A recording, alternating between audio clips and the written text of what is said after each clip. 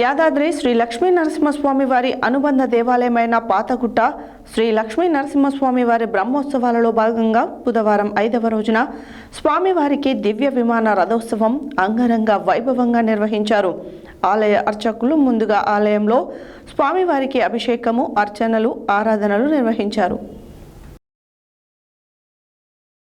యాదాద్రి శ్రీ లక్ష్మీ నరసింహస్వామి వారి అనుబంధ దేవాలయమైన పాతగుట్ట శ్రీ లక్ష్మీ నరసింహస్వామి వారి బ్రహ్మోత్సవాలలో భాగంగా బుధవారం 5వ రోజున స్వామివారికి దివ్య విమాన రథోత్సవము అంగరంగ వైభవముగా నిర్వహించారు. ఆలయ అర్చకులు ముందుగా ఆలయంలో స్వామివారికి అభిషేకము, అర్చనలు, ఆరాధన నిర్వహించారు. అనంతరం విద్యుత్ దీపాలతో రకరకాల పూలతో అలంకరించిన దివ్య విమాన రథోత్సవంలో కళ్యాణలక్ష్మి సమేత నారసింహుడు, ఆండలమ్మవారు తిరుమాడ వీధులలో ఊరేగుతూ భక్తులకు దర్శనమిచ్చారు. ఆలయ ఈవో భాస్కర్రావు, భక్తులు, స్థానికులు స్వామివారి రథోత్సవంలో పాల్గొని తరించారు. మంగళ వాయిద్యాల నడుమ, బాజా భజంత్రీల భక్తుల ఆనంద నృత్య ప్రదర్శనల నడుమ స్వామివారు ఊరేగింపు కన్నుల పండుగగా సాగింది.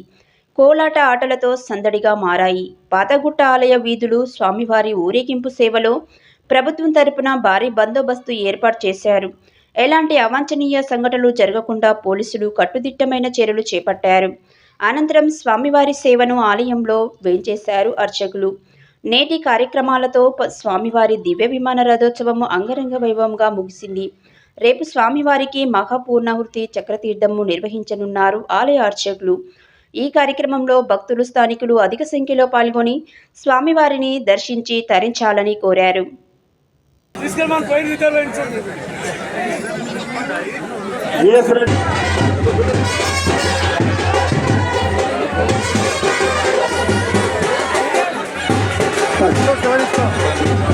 ఎవరు